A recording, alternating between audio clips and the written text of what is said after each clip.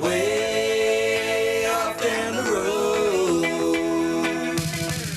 The Meat Puppets went from being whacked-out interlopers on the 80s punk scene We didn't fit in. No, we didn't fit in. to making a gold record Some things will never change. with an assist from Nirvana. And they were like, we want to do some of your songs. These are the brothers Meat Puppets. We're big fans of theirs. But at the peak of their unlikely fame, this band built around two brothers imploded. And I spiraled utterly and completely off the deep end. I plunged headfirst into the abyss. In the backwater swirling, there is something that'll never change. This is the story of how, after more than a decade of prison and drugs and estrangement, The FBI confirms that the man shot is 43-year-old Chris Kirkwood, the bassist of the Meat Puppets. It's like watching somebody go out to sea on an iceberg and not being able to do a damn thing about it. the Kirkwood brothers finally got back together and are now keeping it weird once again.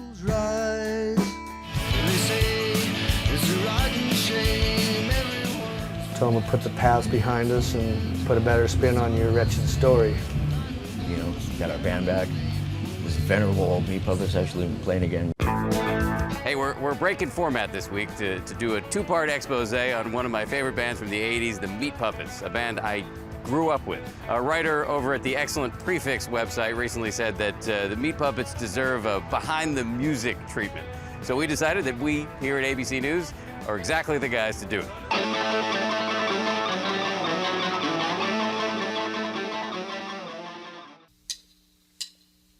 Kurt and Chris Kirkwood grew up in Tempe, Arizona, raised by a mother who Chris describes as a frequent pill popper who married 6 or 7 times.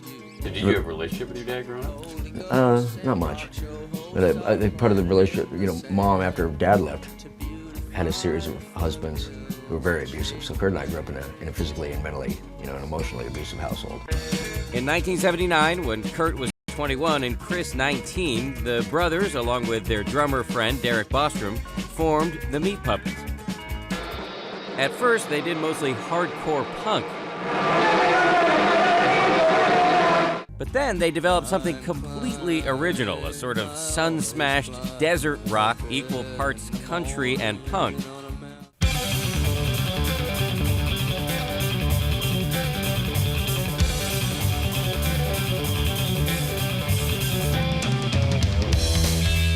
I was really high when we did the first one. This was just what happened. I was really high when we did the second one, but it was different drugs. Maybe they had a ridiculous statement to make about something they hadn't experienced. Possibly Sam had a different opinion that nobody ever considered important. They were invited to record on SST Records, home of such bands as Black Flag, the Minutemen, Sonic Youth, Husker Du, and Dinosaur Jr., despite their outsider status in the punk scene. Come on up here, give me a fair shot, man. Come a little bit closer, give me a fair shot.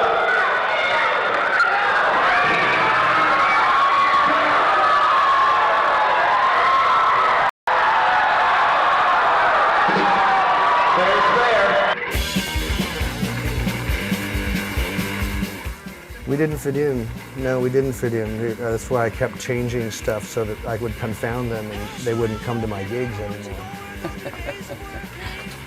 You just wanted to drive everybody away. Yeah, it's just, you know, if you're not what they think you're supposed to be, especially in punk rock, they'd spit on you, throw shoes and I don't care. I didn't care that much about moshing or anything like that. I wasn't a punk rocker. Throughout the 80s, the Meat Puppets released a series of critically acclaimed albums, including the one that's now considered their masterpiece, Meat Puppets 2. At the heart of the band was the mercurial Kurt, who wrote the songs and described himself as a huckster. A vendor of sundries, unnecessary ones.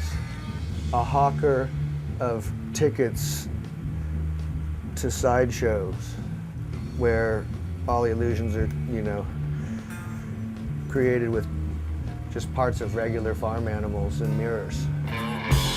The Meat Puppets labored in relative obscurity until 1993, when Nirvana asked them to open up on the In Utero tour. And then Kurt Cobain invited the Pups on stage during a filming of the now famous MTV Unplugged episode.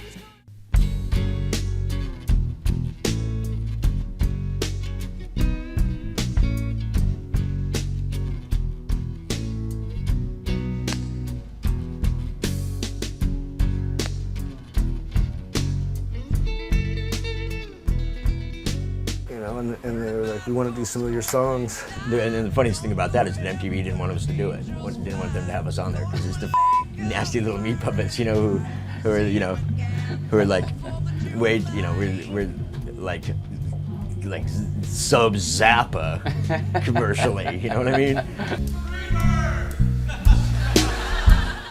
I got a free bird for you right here. Not long afterwards, Kurt Cobain committed suicide. And then after Cobain, decided to check out, then they played the living crap out of that, that thing. The band's album Too High to Die went gold, and the song Backwater became a hit. And when I wake up in the morning to feel the day break on my face. But just when the Meat Puppets were finally starting to make it, everything fell apart. I would lose my soul the way I do. I can no longer play music. I can no longer be in the band. I can no longer function in the world. That part of the story when we come back. The results are always perfect, but that's old news.